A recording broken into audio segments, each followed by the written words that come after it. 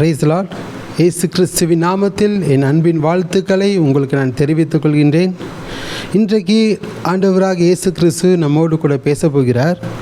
1 கொரிந்தியர் 1வது அதிகாரம் 9ஆம் வசனம். தம்முடைய குமாரனும் நம்முடைய கர்த்தருமாயிருக்கிற இயேசு கிறிஸ்துவுடனே ஐக்கியமாயிருப்பதற்கு உங்களை அழைத்த தேவன் உண்மை உள்ளவர். ஹல்லேலூயா. இன்றைக்கு ஆண்டவர் பிதாவாகிய தேவன் தம்முடைய குமாரனாகிய இயேசு கிறிஸ்துவுடனே ஐக்கியமாக இருப்பதற்கு அவர் அழைத்த தேவனாக இருக்கிறார்.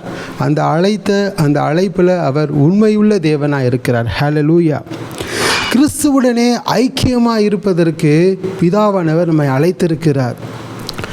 இந்த வேத பகுதியை வாசிக்கின்ற பொழுது அப்போஸ்தலனாகிய பவுல் எப்பொழுது இந்த நிருபத்தை எழுதினார் என்றால், அவர் கொரிந்து பட்டணத்துக்கு தன்னுடைய நிருபங்களை எழுதி அனுப்புகின்ற பொழுது அந்த கொரிந்து பட்டணத்தில் உள்ள சில மக்களுடைய மனநிலைமையை நன்கு அறிந்திருந்தார். அநேக ஜனங்கள் இருந்தாங்க.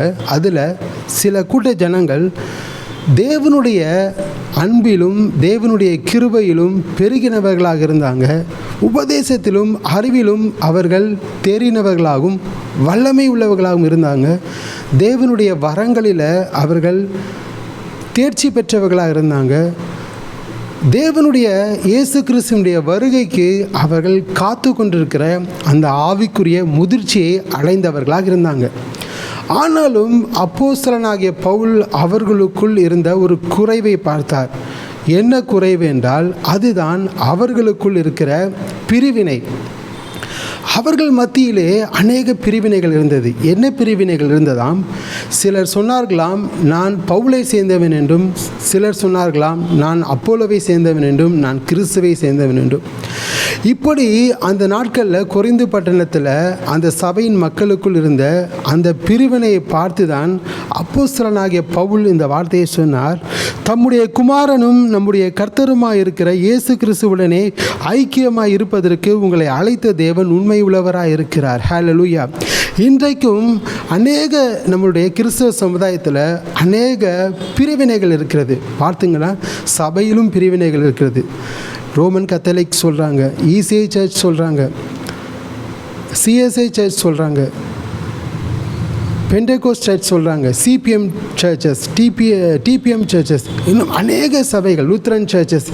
சபைகளில் அவர்களுடைய பாரம்பரியத்தை முன்வைத்து அநேக பாகுபாடுகள், அநேக பிரிவினைகள் இந்த பூமியில் இருக்கிறது. அதனால தான் அப்போஸ்தலனாகிய பவுல் சொன்னார், நம்ம இடத்துல பிரிவினைகள் இருக்கக்கூடாது, சபைகள் மத்தியில் பிரிவினைகள் இருக்கக்கூடாது. சில நேரங்களில் சபைகளுக்குள்ளும் பிரிவினைகள் இருக்கிறது. அதையும் அப்போஸ்தலனாகிய பவுல் கோடிட்டு காண்பித்திருக்கிறார். சபைகளுக்குள்ளும் உங்களுக்குள்ளும் பிரிவினைகள் இருக்கக்கூடாது. ஏனென்றால் பிதாவாகிய தேவன் தம்முடைய குமாரனாகிய இயேசு கிறிஸ்துவுடனே ஐக்கியமாக இருப்பதற்கு உங்களை அழைத்திருக்கிறார். ஹல்லேலூயா. பிரிவினைகள் இருக்கிற போது அந்த இடத்துல ஒரு நல்ல ஒரு ஃபெலோஷிப் இருக்காது. பிரிவினைகள் ஒவ்வொரு மனிதர்களுக்குள் இருக்கிற பொழுது அந்த ஆவி அந்த சபையில் மனிதர்களுக்கிடையே, தேவனுடைய பிள்ளைகளுக்கிடையே, தேவனுடைய ஊழியர்களுக்கிடையே பிரிவினை உண்டாக்குகிறது. நான் பெரியவன், நீ சிறியவன், நான் பெரிய அந்தஸ்தில் இருக்கிறேன், நீ சிறிய அந்தஸ்தில் இருக்கிற என்று சபையில் அநேக பாகுபாடுகள், பிரிவினைகள் அநேக பிள்ளைகளுக்குள்ளும் ஊழியர்களுக்குள்ளும் இருக்கிறதுனால அநேக நேரத்தில் தேவனுடைய எழுப்புதலை நாம் காண முடியாமல் போய்விடுகிறது. தேவனுடைய எழுப்புதல் வர வேண்டும் என்றால் அந்த இடத்துல ஒரு மனம் இருக்க வேண்டும். அந்த இடத்துல பிரிவினைகள் இருக்கக்கூடாது. எல்லாருக்குள்ளும் ஒரே மனப்பான்மை இருக்கணும். நான் இயேசு கிறிஸ்துவினுடையவன். ஒரே ஆவியினாலே நாம் ரட்சிக்கப்பட்டிருக்கிறோம். ஒரே ஆவியினாலே நாம் ஞானஸ்நானம் பண்ணப்பட்டிருக்கோம். அவர்தான் கர்த்தராகிய இயேசு கிறிஸ்துவானவர். பரிசுத்த ஆவியானவர் மூலமாக நமக்குள்ளே வந்து வாசம் செய்கிறார். ஹல்லேலூயா, ஹல்லேலூயா. பாருங்களேன், இயேசு கிறிஸ்து நமக்கு எப்படி இருக்கிறாராம்? நாம் தேவனுடைய ஆலயமாக இருக்கிறோம். அந்த ஆலயத்தில், அந்த சரீரமாகிய ஆலயத்தில் அவர் தலையாக இருக்கிறார். நாம் எல்லோருக்கும் அவர் தலையாக இருக்கிறார். நாம் அவருடைய அவயங்களாக இருக்கிறோம். ஹல்லேலூயா. ஒவ்வொரு அவயமும் பாடுபடுகிற பொழுது மற்ற அவயங்கள் பாடுபட ஆரம்பிக்கும். அதுபோல தான். ஏன்னா அந்த அவயங்களுக்குள்ள பிரிவினை இருக்க முடியாது. அந்த அவயங்களுக்குள்ள பிரிவினை இருந்தால் தலையாகிய கிறிஸ்து அவர்களுக்குள் செயல்படாமல் போய்விடுவார். பாருங்கள், நம்முடைய சரீரத்தில் தலை இருக்கின்றது, கைகள் கால்கள் இருக்கின்றது. கை தன்னுடைய சுய இஷ்டத்தின்படி அது நடக்க முடியாது, கால் தன் சுய இஷ்டத்தின்படி அது நடக்க முடியாது. எல்லாம் ஒன்றிணைந்து தலையுடைய அந்த பகுதியில் இருக்கிற அந்த மூளையிலிருந்து வருகிற அந்த கட்டளையினாலே அது இயக்கப்படுகிறது. அதுபோல தான் கர்த்தராக இயேசு கிறிஸ்துவானவர் நமக்கு தலையாக இருக்கிறார். ஒரே ஆவியை அவயங்களாகி நம்ம எல்லாருக்கும் அவர் ஒரே ஆவியை கொடுத்திருக்கிறார். அந்த ஆவியினாலே நாம் நிரப்பப்பட்டு நாம் அவருடைய அவயங்களாக இருக்கிறோம். ஹல்லேலூயா. அந்த அவயங்களில் பிரிவினைகள் இருக்காது, மார்க்க பேதங்கள் இருக்காது, பொய் இருக்காது, பொறாமை இருக்காது, களவு இருக்காது, ஒன்றும் இருக்காது, ஒன்றிணைந்து செயல்படும். ஹல்லேலூயா. அதுபோல தான் ஆண்டவர் விரும்புகிறார். தேவனால் அழைக்கப்பட்ட ஒவ்வொரு பிள்ளைகளும் அவருடைய ஊழியக்காரர்களும் ஒரு மனமாக இணைந்து கிறிஸ்துவுடனே ஐக்கியமாக இருந்து ஒரே ஆவியினால் இணைந்து தேவனுடைய ஊழியத்தை செய்ய வேண்டும், கர்த்தருடைய சித்தத்தை செய்ய வேண்டும், இந்த பூமியில் பரலோக ராஜ்யத்தை ஸ்தாபிக்க வேண்டும். இதுதான் ஆண்டவருடைய அநாதி தீர்மானமாக இருக்கிறது. ஹல்லேலூயா. அதை தான் அந்த கொரிந்து பட்டணத்தில் உள்ள மக்களுக்கு அப்போஸ்தலனாகிய பவுல், கிறிஸ்துவின் அப்போஸ்தலனாகிய பவுல் அந்த இடத்துல அவர்களுக்கு எடுத்து காண்பித்து அவர்களுக்குள் இருக்கின்ற குறைவை சுட்டி காண்பித்து அவர்களை இயேசு கிறிஸ்துவுடனே கூட ஐக்கியமாய் அவர்கள் இணைக்கப்படும்படிக்கு போதனைகளை, நிருபங்களை எழுதி அந்த பட்டணத்துக்கு அனுப்பினார். ஹல்லேலூயா, ஹல்லேலூயா. இந்த ஐக்கியமாக இருப்பதற்கு, கிறிஸ்துவுடனே ஐக்கியமாக இருப்பதற்கு தேவன் ஒவ்வொரு பிள்ளைகளையும் முன்குறித்திருக்கிறார். உலக தோற்றத்துக்கு முன்பாகவே அவர் அழைத்த தேவன் உண்மை உள்ள தேவன். ஹல்லேலூயா. ஓ குமாரனாக இயேசு கிறிஸ்துவுக்குள் நீங்கள் ஐக்கியமாக இருப்பதற்கு உங்களை அழைத்த தேவன் அவர் உண்மையுள்ள தேவனாக இருக்கிறார். எப்பொழுது ஆண்டவர் உங்களை அழைத்தாரோ, கிறிஸ்துவின் சுவிசேஷம் கிரியை செய்யும்படிக்கு எப்பொழுது உங்கள் இருதயத்தின் கதவை திறந்தீர்களோ அப்பொழுதே அவர் உங்கள் உள்ளத்தில் வந்து வாசம் செய்கிறார், பரிசுத்த ஆவியானவர் மூலமாக. ஹல்லேலூயா. இதற்காக உங்களை அவரோடு கூட இணைத்து கொள்ள வேண்டும். ஹல்லேலூயா. நீங்கள் தானாய் செயல்பட முடியாது, நாம் யாரும் தானாய் செயல்பட முடியாது. நம்மளை இயக்குகிறவர் ஒருவர் இருக்கிறார், அவர்தான் நம்முடைய தலையாகிய இயேசு கிறிஸ்து. ஹல்லேலூயா, ஹல்லேலூயா. ஒரு அவயம் பாடுபட்டால் மற்ற அவயம் பாடுபடும், ஒரு அவயத்துக்கு துன்பம் வந்தால் மற்ற அவயம் துன்பப்படும், வேதனைப்படும், அவர்களுக்காக பாரப்பட்டு ஜெபிக்கும், உதவி செய்யும். அதுபோல தான் நாமும் கிறிஸ்துவுடனே கூட ஐக்கியமாக இருப்போம் என்று நாம் சொல்வோமானால் நாம் மற்றவர்களுக்காக பரிந்து பேசி அவர்களுடைய உபத்திரவங்களில் அவர்களுக்கு உதவியாக இருப்போம். அவர்களுடைய வேதனைகளில் அந்த வேதனைகளை கலந்து அவர்களுக்காக நாம் ஜெபிக்கிறவர்களாக இருப்போம். வெறும் ஜெபிக்கிறவர்களாக மாத்திரமில்லாமல் உதவி செய்கிறவர்களாக இருப்போம். ஹல்லேலூயா. நம்மிடத்தில் பிரிவினை இருக்கக்கூடாது, மார்க்க பேதங்கள் இருக்கக்கூடாது. ஹல்லேலூயா. நம்மை அழைத்த தேவன் அவர் உண்மையுள்ள தேவனாக இருக்கிறார், உண்மையுள்ள தேவனாக இருக்கிறார். உங்களை எந்த வயசில் அவர் அழைத்தாரோ அந்த வயசில் எப்படி அவர் தன்னுடைய அன்பை உங்களுக்கு காண்பித்தாரோ அதுபோல தான் நீங்கள் இப்போது என்ன வயசு வேணால் உங்களுக்கு இருக்கலாம், முதிர்ந்த வயதாக இருக்கலாம், வயோதிபர்களாக இருக்கலாம், எந்த வயதாக இருந்தாலும் அவர் உங்களிடத்தில் அழைத்த போது எந்த அன்பை அவர் வைத்தாரோ அதே அன்பை தான் இப்பொழுதும் அவர் உங்களுக்காக வைத்து உங்களை அவர் அன்பு செலுத்துகிற தேவனாக இருக்கிறார். ஹல்லேலூயா. அவர் அன்பில் உண்மையுள்ள தேவனாக இருக்கிறார். ஹல்லேலூயா. நாம் சில நேரங்களில் தேவனுடைய அன்பை விட்டு உண்மை இல்லாதவர்களாக, நன்றி அறிதல் இல்லாதவர்களாக மாறிவிடுவோம். ஆனால் இயேசு கிறிஸ்து ஒருபோதும் அவர் தம்முடைய உண்மையை விட்டு பின்வாங்கி போகாதிருக்கிற தேவனாக இருக்கிறார். ஹல்லேலூயா. இன்றைக்கு என்னுடைய செய்தியின் தலைப்பு தேவன் உண்மை உள்ளவராக இருக்கிறார்.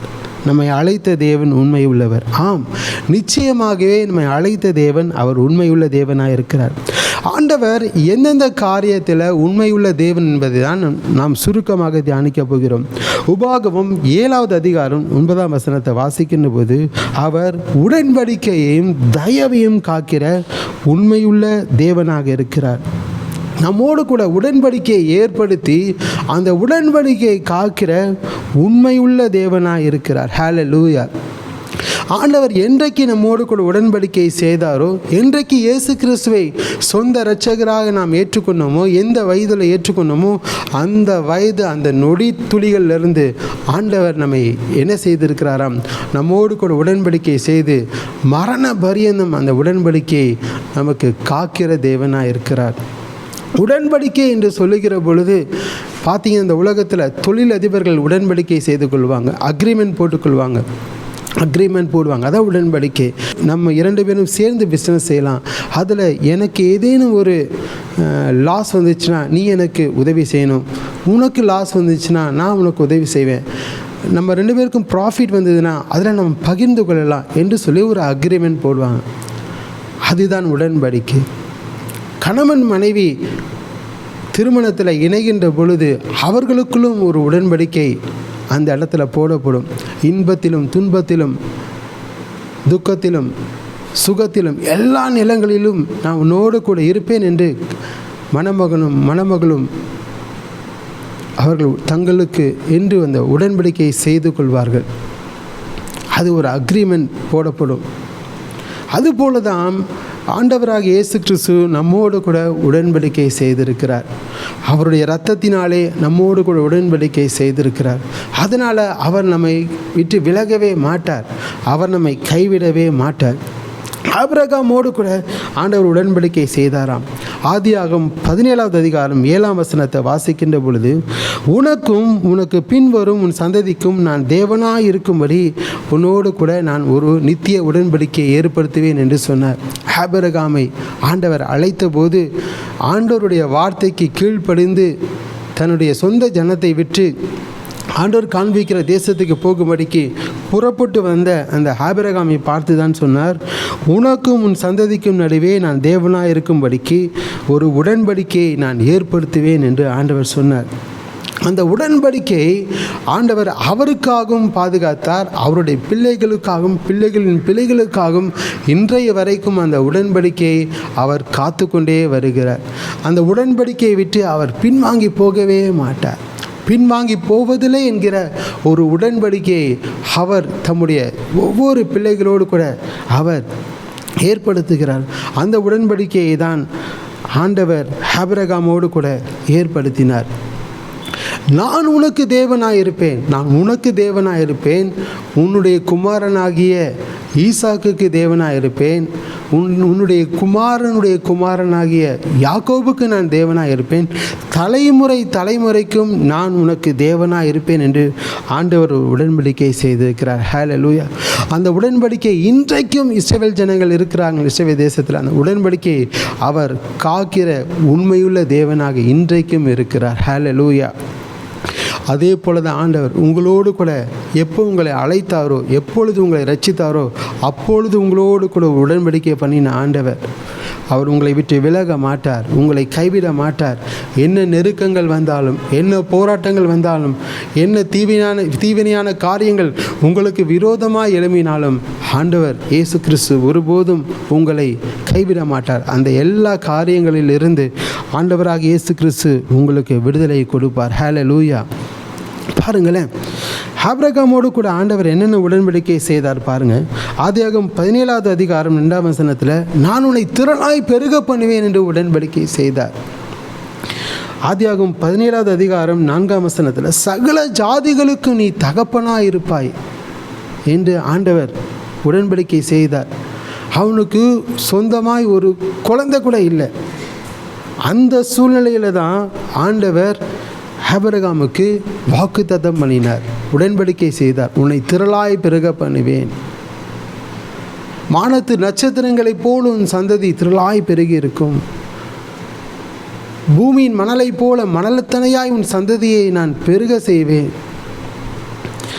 சகல ஜாதிகளும் உன்னை தகப்பன் என்று சொல்வார்கள், நித்திய சுதந்திரத்தை நான் உனக்கு கொடுப்பேன் என்று சொல்லி ஆண்டவர் ஆபிரகாமோடு கூட பேசி உடன்படிக்கை செய்தார்.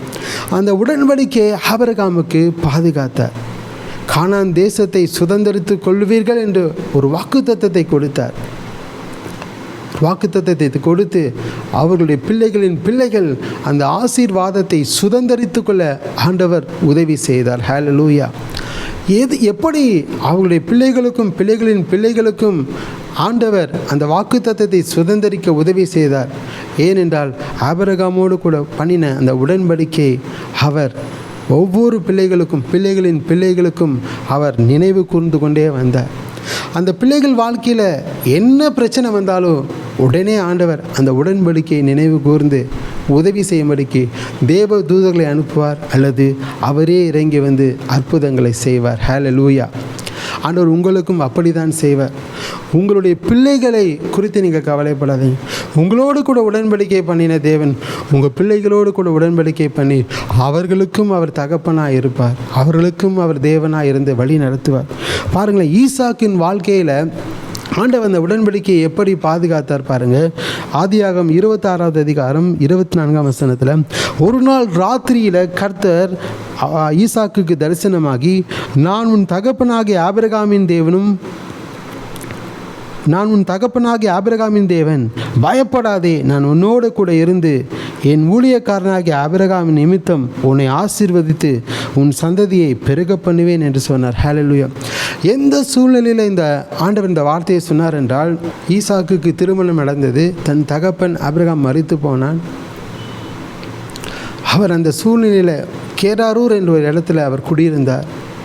அவர் அந்த இடத்துல தன்னுடைய ஊழியக்காரர்களை அழைத்து தன் தகப்பனாகிய ஆபிரகாம் வெட்டின துறவுகளை திரும்பவும் வெட்டி அதிலிருந்து தண்ணீர் பெற்றுக்கொள்ளலாம் என்று தன் ஊழியக்காரர்களுக்கு கட்டளையிட்ட போது அந்த ஊழியக்காரர்கள் போய் அதை செய்தார்கள். கேராரூரில் அந்த துறவை வெட்டினார்கள். அதிலிருந்து தண்ணீர் வந்தது. உடனே அங்கே கேராரூரில் உள்ள அபிமெலேக்குடைய அந்த ஊழியக்காரர்கள் வந்து, இது எங்களுடைய துறவு என்று சொல்லி அந்த இடத்துல ஈசாக்குக்கு விரோதமாய் செயல்பட்டார்கள். ஈசாக்கு அந்த இடத்திற்கு ஏசேக்கு என்று பெயரிட்டான். திரும்பவும் அந்த இடத்துல இருந்து இன்னொரு இடத்தை போய் துறவை வெட்டினார்கள். அந்த இடத்துல தண்ணீர் வந்தது. அந்த இடத்தை குறித்தும் அவர்கள் வாக்குவாதம் பண்ணினார்கள், இது எங்களுடைய துறவு என்று. ஈசாக்கு வாக்குவாதம் பண்ணாமல் அந்த இடத்தை விட்டு இன்னொரு இடத்துக்கு போய் அங்கே துறவை வெட்டினார். அந்த இடத்துல ஒரு மலை, ஒரு பள்ளத்தாக்கான இடம், அந்த இடத்துல வெட்டின போது தண்ணீர் வந்தது. அந்த இடத்துல வந்து அவர்கள் வாக்குவாதம் பண்ணவில்லை. அப்பொழுது ஈசாக்கு அந்த இடத்துல ஒரு பலிபீடத்தை கட்டி அந்த இடத்துக்கு ரெகோபோத் என்று பெயரிட்டான். வாக்குவாதம் இல்லை என்ற அர்த்தம். ஹல்லேலூயா. சத்துருக்களினாலே போராட்டம் வந்தது. ஆபிரகாம் அவருடைய தகப்பனாக ஆபிரகாம் வெட்டி வைத்திருந்த அந்த துறவுகளின் மூலமாக வருகிற தண்ணீரின் ஆசீர்வாதத்தை பெற்றுக்கொள்ளக்கூடாதபடிக்கு சத்துருக்கள் ஈசாக்குக்கு விரோதமாக எழும்பி வந்தாங்க. ஆனால் ஆண்டவர் என்ன செய்தார்? ஈசாக்கை கைகளை ஆசீர்வதித்தார். ஈசாக்கு போகிற இடங்களை ஆசீர்வதித்தார். எந்த இடத்துக்கு போய் தண்ணீர் வரும்படிக்கு அந்த இடத்துல துறவை வெட்டினாங்களோ அந்த இடத்துல தண்ணீர் வந்தது.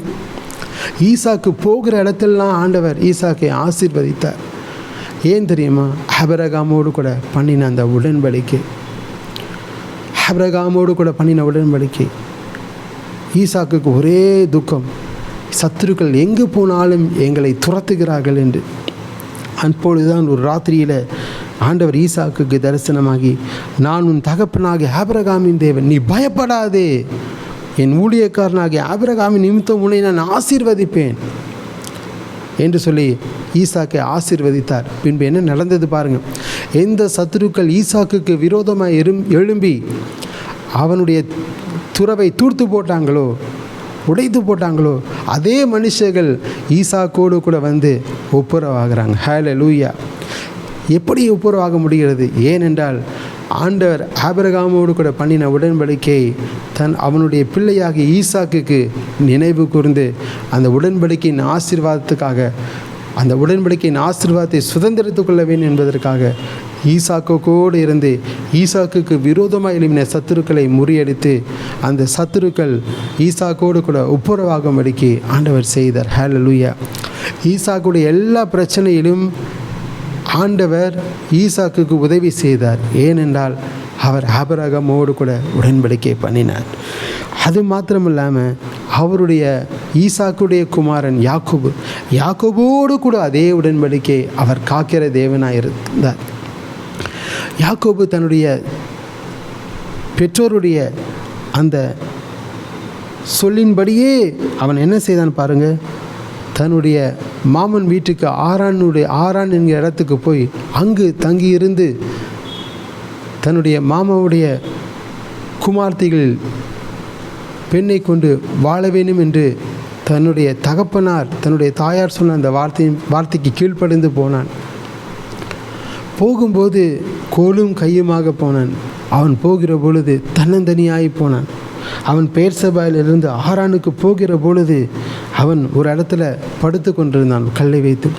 ஆண்டவர் அவனுக்கு தரிசனமாகி சொன்னார், நீ படுத்திருக்கிற இந்த பூமியையும் உனக்கு நான் தருவேன். உன் சந்ததி பூமியின் தூளை போல பெருகி இருக்கும். நீ கிழக்கிலும் மேற்கிலும் வடக்கிலும் தெற்கிலும் பெருகுவாய். உன் சந்ததியை நான் ஆசீர்வதிப்பேன். நீ போகிற இடத்தெல்லாம் உன்னை காத்து உன்னை இந்த தேசத்துக்கு சுகமாய் திரும்பி வர பண்ணுவேன். நான் உனக்கு சொன்னதை செய்யும் அளவும் நான் உன்னை விட்டு விலகுவதும் இல்லை, உன்னை நான் கைவிடுவதும் இல்லை என்று ஆதியாகமம் 28வது அதிகாரம் 10-15 வரைக்கும் வாசிக்கின்ற பொழுது ஆண்டவர் அவனுக்கு தரிசனமாகி இந்த காரியங்களை நான் சொன்னார். அந்த நம்பிக்கையோடு கூட யாக்கோபு போனான். பாருங்கள், வெறும் கை, கோலும் கையுமாய் தன் மாமன் வீட்டுக்கு போனான். ஆனால் அங்கிருந்து வருகிற பொழுது இரட்டை பரிவாரங்களோடு கூட வந்தான். அந்த இடத்துல அவனுக்கு விரோதமாய் அவனுடைய மாமனார் எழும்பி சதி யோசனை பண்ணி அவனுடைய ஆசீர்வாதத்தெல்லாம் வஞ்சித்தாங்க. 10 முறை சம்பளத்தை மாற்றி ஆசீர்வாதத்தெல்லாம் வஞ்சித்தாங்க. ஆனாலும் அந்த எல்லா விதமான இக்கட்டு நிலைமையிலும், அந்த எல்லா விதமான போராட்டங்களிலும், எல்லா விதமான எதிர்ப்புகள் மத்தியிலும் ஆண்டவர் யாக்கோபோடு கூட இருந்தார். யாக்கோபோடு கூட இருந்தார். நான் உனக்கு சொன்னதை செய்யும் அளவும் நான் உன்னை விட்டு விலக மாட்டேன், நான் உன்னை கைவிட மாட்டேன். உன்னிடத்திலிருந்து 12 கோத்திரங்கள் தோன்றும், பூமியின் தூளை போல உன் சந்ததி பெருகி இருக்கும் என்று சொன்ன அந்த வாக்கு தத்தத்தின் உடன்படிக்கையை ஆண்டவர் நிறைவேற்றினார். ஹல்லேலூயா, ஹல்லேலூயா. எல்லா சூழ்நிலைகளிலும், எல்லா நெருக்கங்களிலும், எல்லா எதிர்ப்புகளிலும், எல்லா வஞ்சனையான காரியங்கள் அவருக்கு விரோதமாக எழும்பின போதிலும், எல்லா சூழ்நிலைகளிலும் யாக்கோபோடு கூட கர்த்தர் இருந்தார். ஹல்லேலூயா. அவர் ஆபிரகாமோடு கூட உடன்படிக்கை பண்ணினார், ஈசாக்கோடு கூட உடன்படிக்கை பண்ணினார், யாக்கோபோடு கூட ஆண்டவர் உடன்படிக்கை பண்ணினார். அந்த உடன்படிக்கை நினைவு கூர்ந்து ஆண்டவர் யாக்கோபை ஆசீர்வதித்தார். 2 பரிவாரங்களோடு கூட 2 பரிவாரங்களை உடையவனாய் அன்றைக்கு யாக்கோபு மாறினான். ஹல்லேலூயா. இதெல்லாம் எப்படி அவனுக்கு கிடைத்தது? எப்படி என்றால், அவனுடைய தகப்பனாகிய ஆபிரகாமோடு கூட ஆண்டவர் உடன்படிக்கை செய்திருந்தார். ஹல்லேலூயா. இன்றைக்கும் உங்களோடு கூட ஆண்டவர் உடன்படிக்கை செய்திருக்கிறார். நீங்கள் விசுவாசித்தீங்கன்னா அந்த உடன்படிக்கை அவர் காக்கிற தேவனாய் உங்களுக்காக இருப்பார், உங்கள் பிள்ளைகளுக்காக இருப்பார். உங்களை ஆசீர்வதித்தது போல உங்கள் பிள்ளைகளை ஆசீர்வதிப்பார். உங்களை வர்த்திக்க செய்தது போல உங்கள் பிள்ளைகளை வர்த்திக்க செய்வார். உங்களை அபரிவிதமாய் பெருக செய்தது போல உங்கள் பிள்ளைகளை அபரிவிதமாய் ஆண்டவர் பெருக செய்வார். ஹல்லேலூயா. அந்த ஆபிரகாமின் ஆசீர்வாதத்தை தலைமுறையாய் ஆண்டவர் அவர்களுக்கு கொடுத்திருக்கிறார். இன்றைக்கும் இஸ்ரவேல் தேசத்தை, ஒரு நாட்டை ஆண்டவர் உருவாக்கி காணாமல் போன சிதறடிக்கப்பட்டிருந்த இஸ்ரவேல் மக்களை, தன்னுடைய சொந்த ஜனங்களை கூட்டி சேர்த்து ஒரு நாடாக உருவாக்கி அந்த ஆபிரகாமின் ஆசீர்வாதத்தை சுதந்திரிக்க வைத்திருக்கிறார். ஹல்லேலூயா. அந்த ஆசீர்வாதம் சுதந்திரிக்கக்கூடாதபடிக்கு அநேக சத்துருக்கள் எழும்பி போராடுறாங்க. ஆனாலும் ஒன்றும் அவர்களை மேற்கொள்ள முடியவில்லை. ஹல்லேலூயா. ஏனென்றால் ஆண்டவர் ஆபிரகாமோடு கூட பண்ணின உடன்படிக்கை இன்றைக்கும் அவர் நினைவு கூர்ந்திருக்கிறார். கலாத்தியர் 3:14 ஆபிரகாமின் ஆசீர்வாதம் கிறிஸ்து இயேசுவின் மூலமாய் புற ஜாதிகளுக்கும் வரும்படிக்கு ஆண்டவர் செய்திருக்கிறார்.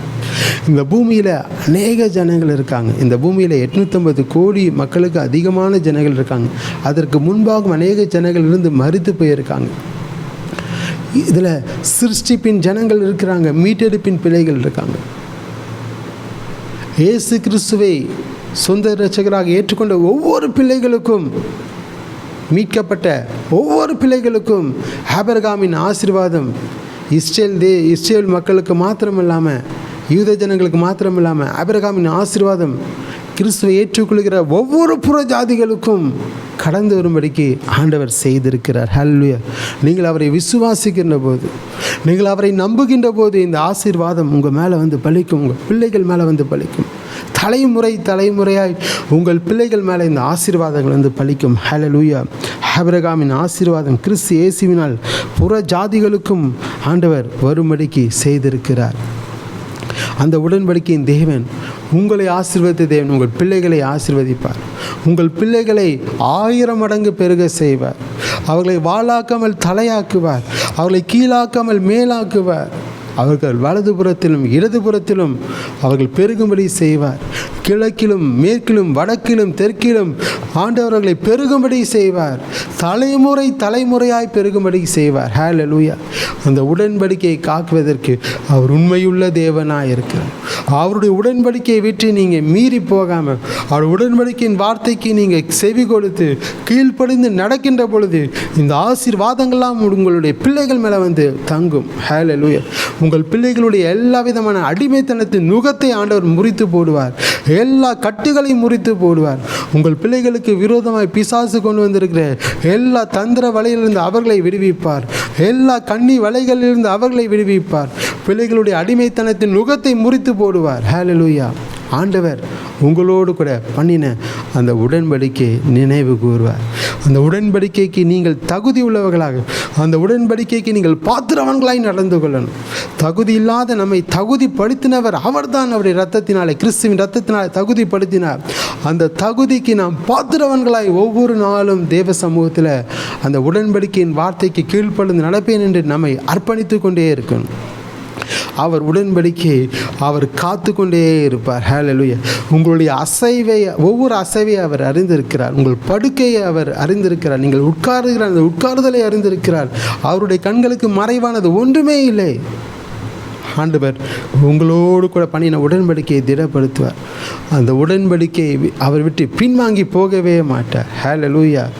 ஹல்லேலூயா. ஹல்லேலூயா. உங்கள் பிள்ளையை குறித்து நீங்கள் கவலைப்படாது. பிள்ளைகள் மீது உங்கள் கரத்தை வைத்து நீங்கள் அவர்களை அபிஷேகத்தை ஆண்டவர் ஊற்றும் என்று சொல்லி ஜெபம் பண்ணு.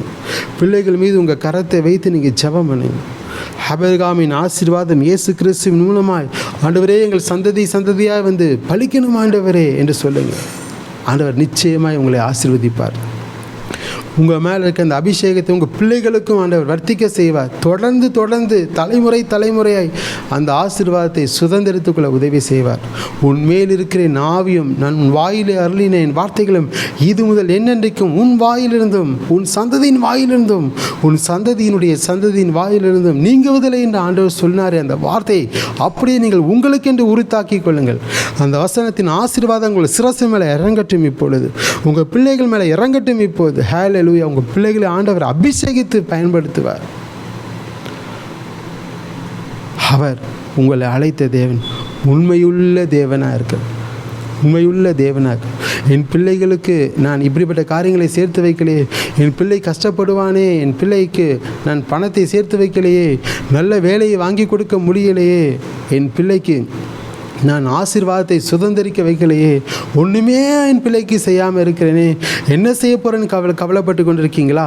நீங்கள் கவலைப்படுகிறதை நிறுத்திவிட்டு தேவனுடைய உடன்படிக்கையை நீங்கள் கண்ணோக்கி பார்த்து இயேசு கிறிஸ்து தம்முடைய இரத்தத்தினாலே ஒரு புது உடன்படிக்கையை உங்களோடு செய்திருக்கிறாரே, அந்த உடன்படிக்கையை நோக்கி பார்த்து அந்த உடன்படிக்கையின் மூலமாக கிடைக்கிற ஆசீர்வாதத்தை தியானித்து அதன்படி நடக்க உங்களை ஒப்புக் கொடுக்கிற பொழுது இப்பொழுது ஒரு தருணத்தை ஆண்டவர் கொடுப்பார். இந்த நேரத்தில் உங்களை ஒப்புக் கொடுக்கிற பொழுது ஆண்டவர் ஆபிரகாமின் ஆசீர்வாதத்தை கிறிஸ்து இயேசுவின் மூலமாய் உங்கள் பிள்ளைகளுக்கும் கொடுப்பார். ஹல்லேலூயா. உங்கள் பிள்ளைகளை ஆண்டவர் வர்த்திக்க செய்வார். ரெண்டாவது, ஆண்டவர் எதில் உண்மையுள்ள தேவனாக இருக்கிறாராம்? 1 கொரிந்தியர் 10:13 சோதனையிலிருந்து நாம் தப்பித்து கொள்ள உதவி செய்யும்படிக்கு அவர் உண்மையுள்ள தேவனாக இருக்கிறார். திராணிக்கு மேலே ஆண்டவர் சோதிக்க மாட்டார். அப்படியே சோதனை வந்தாலும் அந்த சோதனையிலிருந்து தப்பித்து கொள்ளும்படியான ஒரு போக்கை உண்டு பண்ணுகிற தேவன். சோதனையிலிருந்து தப்பித்து கொள்வதற்கான ஒரு போக்கை உண்டு பண்ணுகிற தேவன். ஆண்டவர் உங்களுடைய சோதனையிலிருந்து உங்களை விடுவிக்கும்படிக்கு அவர் உண்மையுள்ள தேவனாய் அவர் செயல்படுவார்.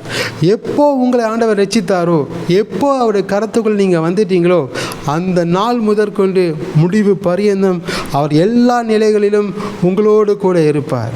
ஆண்டவர் சொன்னார்ல, நான் உன்னை விட்டு விலக மாட்டேன், உன்னை நான் கைவிட மாட்டேன் என்று சொன்னார்ல, அந்த வார்த்தை உடன்படிக்கையின் வார்த்தை. அந்த வார்த்தையை நீங்கள் அப்படியே கெட்டியாய் பிடித்து கொள்ளுங்கள். அந்த வார்த்தையின் மூலமாக அந்த தேவனுடைய ஆசீர்வாதம் இறங்கி வரும். அந்த உடன்படிக்கையின் ஆசீர்வாதம் இறங்கி வரும். எல்லா சூழ்நிலைகளிலும் ஆண்டவர் என்னை கைவிடவே மாட்டார். அவர் கரம் பிடித்த தேவன். அவரின் கரத்தை அவர் பிடித்து விட்டார். நான் அவருடைய கரத்தை பிடிக்கவில்லை, அவர் என் கரத்தை பிடித்து விட்டார். எல்லா சோதனைகளிலிருந்து எனக்கு விடுதலை கொடுப்பார் என்று நீங்கள் அறிந்து கொள்ள வேண்டும். ஹல்லேலூயா. ஹல்லேலூயா. சோதனை என்று சொல்லுகிற பொழுது பிசாசிடமிருந்து வருகிற சோதனை இருக்கிறது. பிசாசிடமிருந்து வருகிற சோதனை நீங்கள் பார்த்தீங்கன்னா, இயேசு கிறிஸ்துக்கு விரோதமாய் பிசாசு எழும்பி அவரை வஞ்சிக்க பார்த்தான். மத்தேயு 4ஆம் அதிகாரத்தை நீங்கள் வாசிக்கிற போது 1லிருந்து 3 வரைக்கும் நீங்கள் வாசித்து பாருங்களேன். இயேசு உபவாசம் எடுத்தார். உபவாசம் எடுத்து அவருக்கு பசியாக இருந்தது. உடனே பிசாசனவன் இயேசுவை பார்த்து சொன்னான், உமக்கு பசியாக இருக்கிறது, இந்த கல்லுகளை அப்பங்களாக்கும்படி செய்யும். அவர் சொன்னார், மனுஷன் அப்பத்தினால் மாத்திரமல்ல, தேவனுடைய வாயிலிருந்து புறப்படுகிற ஒவ்வொரு வார்த்தையினாலும் பிழைப்பான் என்று தேவனுடைய வார்த்தையை வைத்து அந்த பிசாசை மேற்கொண்டார். 2வது, தேவாலயத்தின் உப்பரிக்கரின் மேலே நிறுத்தி, நீர் கீழே விழும், அப்பொழுது தேவதூதர்கள் வந்து உம்முடைய பாதங்கள் கல்லில் இடராதபடிக்கு உம்மை பாதுகாப்பார்கள் என்று சொன்னார். உடனே இயேசு சொன்னார், உன் தேவனாகிய கர்த்தரை நீ பரீட்சை பாராதிருப்பாயாக. தேவனுடைய வார்த்தையை கொண்டே அந்த பிசாசை ஆண்டவர் துரத்தினார். பின்பு பிசாசு என்ன பண்ணார், மீண்டும் இயேசுவை எப்படியாவது விழ வைக்கணும் என்று சொல்லி அவரை சோதித்து கீழே விழ வைக்கணும்னு சொல்லி உயர்ந்த மலையின் மேலே கொண்டு போய், இதோ பார், இந்த பூமியில் இருக்கிற எல்லா ஆசீர்வாதங்களையும் நான் உமக்கு தருகிறேன், நீ அது உமக்கு வேண்டும் என்றால் நீ என் பாதத்தில் விழுந்து பணிந்து கொள் என்று சொன்னபோது இயேசு சொன்னார், அப்பாலே போ சாத்தானே, உன் தேவனாகிய கர்த்தர் ஒருவருக்கே ஆராதனை செய்வாய் என்று எழுதியிருக்கிறது என்று சொல்லி பிசாசை கடிந்து கொண்டார். பிசாசு அவரை விட்டு ஓடி போனான். இயேசுவுக்கு சோதனை வந்தது, தேவகுமாரன் அவருக்கு சோதனை வந்தது. அதை தேவனுடைய வார்த்தையை கொண்டு அவர் மேற்கொண்டார். அப்போ ஒரு மனிதனுக்கு பிசாசின் மூலமாக சோதனைகள் வரும். அதை நம்ம தேவனுடைய வார்த்தையை கொண்டு அந்த பிசாசை நாம் மேற்கொள்ளணும். ஆண்டவர் நமக்கு உதவி செய்வார். அப்படியே கைவிட மாட்டார். அந்த எல்லா சூழ்நிலைகளிலும் உங்களுக்கு உதவி செய்யும்படிக்கு அவர் உங்கள் அருகில் நின்று பரிசுத்த ஆவியின் மூலமாக தேவ வசனத்தை உங்கள் இருதயங்களிலிருந்து உங்கள் சிந்தைக்கு நினைப்பூட்டுவார். அந்த வார்த்தையை கொண்டு அந்த சோதனைகளை நீங்கள் முறியடிக்க முடியும். அது மாத்திரமில்லாமல் சோதனை என்று சொல்லுகிற பொழுது நம்முடைய இருதயத்துள்ள இச்சை நிமித்தமாக சோதனை வரும். யாக்கோபு 1ஆவது அதிகாரம் 13-14 வரை வாசித்து பாருங்கள். ஒருவனும் நான் தேவனால் சோதிக்கப்படுகிறேன் என்று சொல்லாதிருப்பானாக. அவனவன் தன் சுய இச்சையினால் இழுக்கப்பட்டு சோதிக்கப்படுகிறான். தன் சுய இச்சையினாலே இழுக்கப்பட்டு சோதனைக்கு உட்படுகிறான். எடுத்த உடனே ஆண்டவர் ஏன் என்னை இப்படி சோதிக்கிறார் என்று நாம் சொல்லக்கூடாது. நம்முடைய மன விருப்பத்தை நிறைவேற்றுவதற்கு சில காரியங்கள் நாம் செய்து விட்டுட்டு ஆண்டவர் ஏன் இதை எனக்கு அனுபவித்தார், என்னுடைய சுய விருப்பம் நிறைவேற்றப்படணும், தேவனுடைய சித்தத்துக்கு முதலிடம் கொடுக்காம என் சுய சித்தத்துக்கு முதலிடம் கொடுத்து அதில் நான் கால் வைத்து அந்த காரியத்தில் ஈடுபட்டு அது எனக்கு இப்பொழுது மிகப்பெரிய உபத்திரவமாக மாறி இருக்க போது உடனே ஆண்டவரை பார்த்து சொல்லுவாங்க, ஏன் ஆண்டவரே என்னை கைவிட்டு, இந்த சோதனை ஏன் ஆண்டவரே என்னை அனுமதித்திருக்கிறீர், ஏன் ஆண்டவரே என்னை சோதிக்கிறீர் என்று சொல்லுவாங்க. அப்படி நம்ம சொல்லக்கூடாது. நம்மளுடைய மாம்சத்தையும் அதன் ஆசையும் இச்சையும் என்ன செய்ய வேண்டும், சிலுவையில் அறைந்து இயேசுவின் அடிச்சுவடுகளை நாம் பின்பற்றி அவருடைய சத்தத்தை கேட்டு அவருடைய சித்தத்தை செய்கிறவர்களாக நாம் இருக்க வேண்டும். நம் மனம் போன போக்கில் நம்ம வாழக்கூடாது. மனமும் மாம்சமும் விரும்பினதை செய்து சுய இச்சையினால் இழுக்கப்பட்டு அந்த மாம்ச இச்சைகளினால் இழுக்கப்பட்டு நம்ம சில காரியங்களை செய்கிற போது அதில் சோதனைகள் வரும். அந்த சோதனையிலிருந்து நாம் தப்பித்துக்கொள்கிறதுக்கு நாம் என்ன செய்யணும்னா, மாம்சத்தின்படி நம்ம சிந்திக்கக்கூடாது, ஆவியின்படி நம்ம சிந்திக்கிறவர்களாக இருக்கணும். ஒவ்வொரு காரியத்தையும் தேவனிடத்தில் கேட்டு அவர் ஓகே பெர்மிஷன் கொடுத்தா தான் நம்ம அந்த காரியத்தை செய்யணும். நாம யூகித்து மனம் போன நிலைமையில் அந்த மனம் எப்படி விரும்புகிறதோ அதன்படி நம்ம செயல்படுகிற பொழுது அது நமக்கு மிகுந்த சோதனையாய் மாறிவிடும். இன்றைக்கு நாம் மனம் திரும்ப வேண்டும். மாம்ச இச்சையின்படி நாம் செய்கிறவர்களாக இருக்கிறதுனால அநேக நேரங்களில் நாம் விழுந்து விடுகிற ஒரு சூழ்நிலை வந்து விடுகிறது. திருமண விஷயத்தில், வேலை விஷயத்தில், வீட்டுக்கு தேவையான பொருட்களை வாங்குகிற விஷயத்தில், படிப்பு விஷயத்தில், ஒரு பிஸ்னஸ் ஸ்டார்ட் பண்ணுற விஷயத்தில், ஊழியத்தை ஸ்டார்ட் பண்ணுற விஷயத்தில், எல்லா விஷயங்களிலும் மனம் போன போக்கில் நம்ம செயல்படணும். மற்றவர்கள் செய்கிறாங்க, அதனால் நானும் செய்யணும் அப்படின்ற ஒரு மைண்ட் செட் நமக்குள்ளே இருக்கிற பொழுது அது மாம்சத்தின்படி செயல்படுகிற காரியம். ஆனால் ஆண்டவருடைய சமூகத்திலிருந்து அவருடைய உத்தரவை நம்ம பெற்றுக்கொண்டு அவருடைய காரியத்துக்கு அவருடைய விருப்பத்தின்படி செய்கிற பொழுது அந்த சோதனையிலிருந்து நாம் தப்பித்து கொள்ள முடியும். அப்போது நம்ம வாழ்க்கையில் சோதனை எப்படி வருகிறது? ரெண்டாவது விதமாக, நம்முடைய சுய இச்சையினால் இழுக்கப்பட்டு நம்முடைய திராணிக்கு மேலே நம்ம ஆசை வைப்போம். நம்மளுடைய வருமானம் ஒரு 50,000ன்னா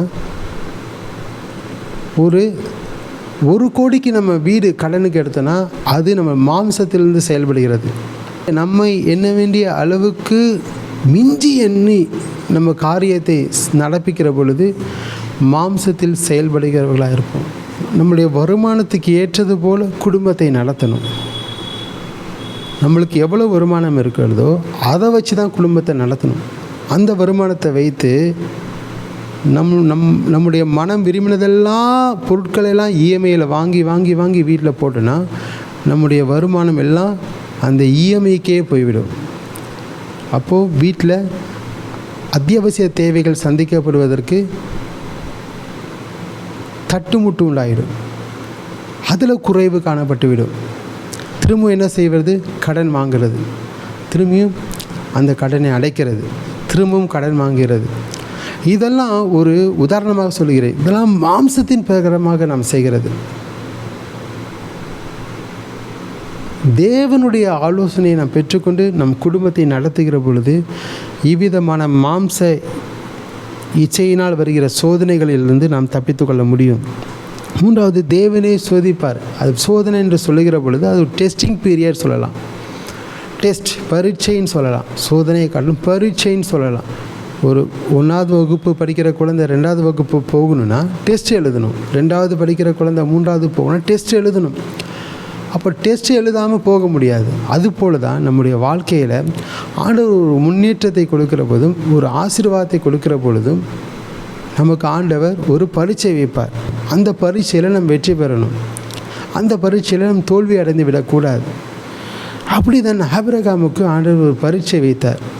ஆபிரகாமுக்கு 100 வயது இருக்கும்போது தான், சாராளுக்கு 90 வயது இருக்கும் பொழுது தான் ஆண்டவர் ஒரு ஏகசுதன் மகனை கொடுத்தார், ஈசாக்கை கொடுத்தார். அந்த ஈசாக்கை ஆண்டவர் ஆபிரகாமை பார்த்து சொன்னார், நீ பலியிட வேண்டும் என்று. ஆண்டவருடைய வார்த்தைக்கு அப்படியே கீழ்ப்படிந்து பலியிட தன்னை அர்ப்பணித்தான். அப்பொழுது ஆண்டவர் சொன்னார், நீ பலியிடாதே, நீ என் வார்த்தைக்கு கீழ்ப்படுகிறவன் என்றும் நீ எனக்கு பயப்படுகிறவன் என்றும் நான் உன்னை குறித்து நான் அறிந்திருக்கிறேன் என்று சொல்லி அந்த பரீட்சையில் ஆபிரகாமுடைய இருதயத்தை ஆண்டவர் அறிந்து கொண்டார். எல்லா சூழ்நிலைகளிலும் தன்னுடைய குடும்பத்தை காட்டும் தன் பிள்ளையை காட்டிலும் தேவனுக்கு முக்கியத்துவம் கொடுக்கிறவர் ஆபிரகாம் என்று ஆண்டவர் ஆபிரகாமை அறிந்து கொண்டார்.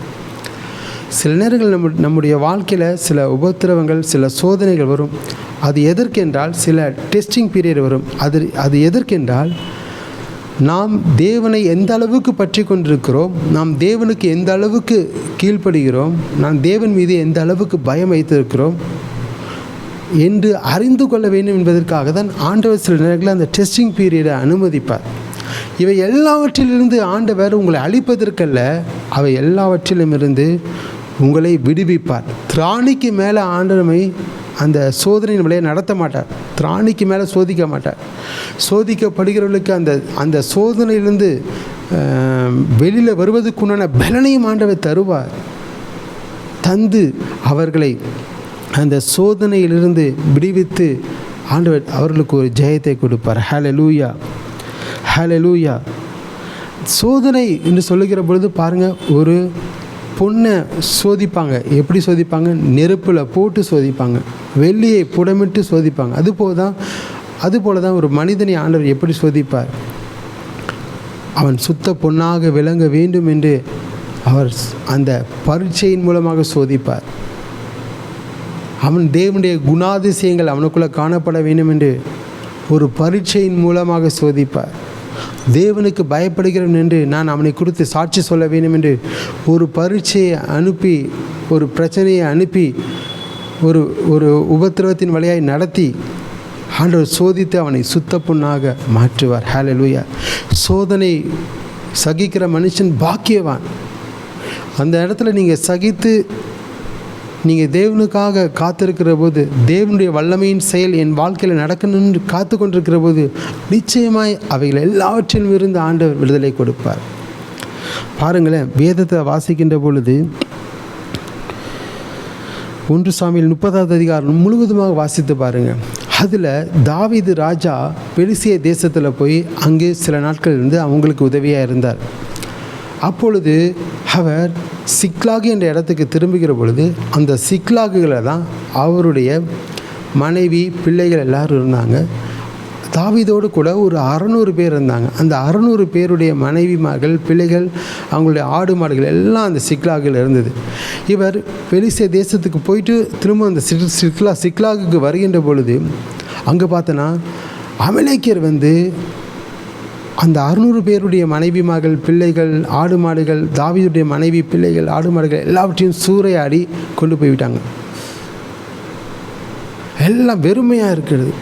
உடனே தாவீதுக்குள்ளே ரொம்ப கஷ்டம் வந்துடுச்சு. ஏன் இப்படி நடக்குது, ஒன்றும் புரியலையே. தாவீது மிகவும் சோர்ந்து போனான். அந்த சோர்ந்து போன நேரத்தில், அந்த சோதனை நேரத்தில் அவரோடு கூட இருந்த ஜனங்களை 600 பேரில் சில மனிதர்கள் எழும்பி, தாவீது நிமித்தமாக தான் இப்படி நம்மளுக்கு நடந்திருக்கிறது, தாவீதுனால தான் நம்முடைய பிள்ளைகளும் மனைவிமார்களும் அமலேக்கியரினாலே சிறைபிடிக்கப்பட்டு கொண்டு போய்விட்டாங்க, சூறையாடப்பட்டு போயிட்டாங்க, நம்முடைய ஆடு மாடுகள்லாம் சூறையாடப்பட்டு விட்டது. எப்படியாவது தாவீதை கல்லெறிந்து போடணும்னு சொல்லிட்டு கல்லை எறிவதற்காக கல்லை எடுத்தாங்க. இந்த செய்தியை தாவீது கேட்டபோது அவன் மிகுந்த துக்கப்பட்டான். அந்த சோதனை நேரத்தில் மிகுந்த துக்கப்பட்டு அந்த நேரத்தில் என்ன செய்தான், தேவ சமூகத்துக்கு போனான். தாவீது தன் தேவனாகிய கர்த்தருக்குள் தன்னை திடப்படுத்தி கொண்டான். தேவ சமூகத்துக்கு போய் தேவனிடத்தில் ஜெபம் பண்ணான். ஆண்டவரே, இந்த சூழ்நிலையில் நான் என்ன செய்ய வேணுமாப்பா, சோதனை நேரம் எனக்கு வந்திருக்கிறது, உபத்திரவத்தின் நேரம் வந்திருக்கிறது, இந்த நிலையில் நான் என்ன செய்ய வேண்டும் ஆண்டவரே, எந்த மனிதனையும் நான் தேடி போக முடியாதப்பா, உம்மை தேடி வந்திருக்கிறேன்ப்பா, நான் என்ன செய்யணும், அந்த அமலேக்கியரை நான் முறியடிக்கும்படிக்கு அந்த தண்டினிடத்துக்கு நான் போகலாமா என்று தாவீது ஆண்டவரிடத்தில் ஜெபம் பண்ணினான். அந்த சோதனை நேரத்தில் உடனே ஆண்டவர் சொன்னார், நீ போ, நீ இழந்ததை மீண்டும் பெற்றுக்கொள்வாய் என்று தைரியமாய் ஆண்டவர் அவனை தைரியப்படுத்தி இந்த வார்த்தையை சொன்னார். உடனே தாவீது தன் தேவனாகிய கர்த்தருக்குள் தன்னை திடப்படுத்தி கொண்டு அமலேக்கியரை முறியடிக்க தன்னோடு இருந்த 600 ஆட்களை அவன் கூட்டிக் கொண்டு போனான். அந்த 600 ஆட்கள் பேசோர் ஆற்றை கடக்கின்ற பொழுது 200 பேர் விடாய்த்து போனாங்க. மிச்சம் 400 பேர், அந்த 400 பேரோடு கூட அமலேக்கியரை இருக்கிற அந்த தண்டினிடத்திற்கு போனான். அந்த இடத்துல பாருங்கள், ஒரு போக்கை உண்டு பண்ணுகிறார். எப்படி போகிறது, எந்த விதமான ஐடென்டிஃபிகேஷனும் இல்லை, அந்த அமலேக்கியர் எங்கே இருப்பாங்கன்னு தெரியாது. உடனே ஆண்டவர் ஒரு எகிப்து பிள்ளையாண்டை அந்த இடத்துல அனுப்பி அந்த எகிப்தின் பிள்ளையாண்டனை அவனோடு கூட இருந்தவர்கள், தாவீதோடு இருந்தவர்கள் தாவீதின் இடத்துல கொண்டு வந்து விட்டாங்க. அப்பொழுது அந்த ஒரு சின்ன ஒரு பிள்ளையாண்டன் மூலமாக அமலேக்கியருடைய தண்டு எங்கே இருக்கிறது என்று தாவீது அறிந்து கொண்டு ஒரு போக்கி ஆண்டவர் அந்த இடத்துல ஒரு உதவியை செய்தார் அந்த சின்ன பிள்ளையாண்டர் மூலமாக. உடனே தாவீதோடு கூட இருந்தவர்களும் தாவீதும் போய் அந்த அமலேக்கியர் இருந்த தண்டை கண்டுபிடித்து அங்கே இருக்கிற எல்லா மக்களையும் அடித்தாங்க. அங்கே எல்லா மக்களும், அங்கே இருக்கிற மக்கள் எல்லாம் வாலிபர்களை தவிர எல்லாரும் மாண்டு போனாங்க. அங்கே எல்லா ஆசீர்வாதத்தை, ஆடு மாடுகள், அவங்களுடைய மனைவிமார்கள், அவங்களுடைய பிள்ளைகள் எல்லாரையும் விட்டுட்டு அவங்க ஓடினாங்க. அநேகர் மரித்து போனாங்க. உடனே தாவீது அந்த கொள்ளையில் புகுந்து அமலேக்கியரை முறியடித்து இழந்து போன எல்லா ஆசீர்வாதத்தை பெற்றுக்கொண்டு அந்த அமலேக்கியருடைய ஆசீர்வாதத்திலும் சில பங்குகளை கொள்ளையடித்து கொண்டு வந்து தன்னோடு கூட இருந்த எல்லாருக்கும் அந்த இழந்து போன அந்த ஆசீர்வாதத்தை திரும்ப கொடுத்தான். பிரிந்து போன அவங்களுடைய மனைவிகள்லாம் ஒன்று சேர்ந்து இணைந்தாங்க, பிள்ளைகள்லாம் ஒன்று சேர்க்கப்பட்டாங்க, ஆடு மாடுகள்லாம் மீண்டும் திரும்ப பெற்றுக்கொள்ளப்பட்டது. ஹல்லேலூயா.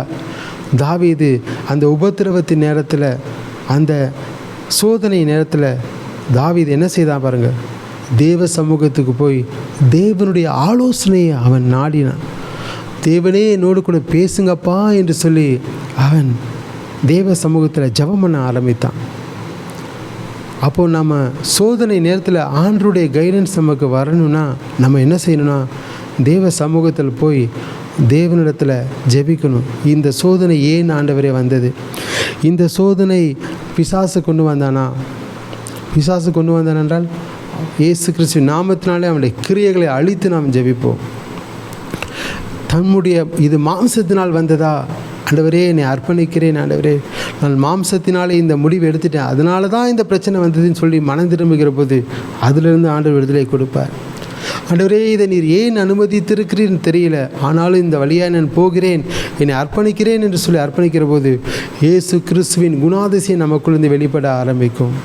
அந்த சோதனையிலிருந்து ஆண்டவர் ஒரு பரிபூர்ணமான ஒரு விடுதலையை கொடுத்து ஆண்டவர் ஜெயம் கொண்டவர்களாய் நம்மை மாற்ற வைப்பார்.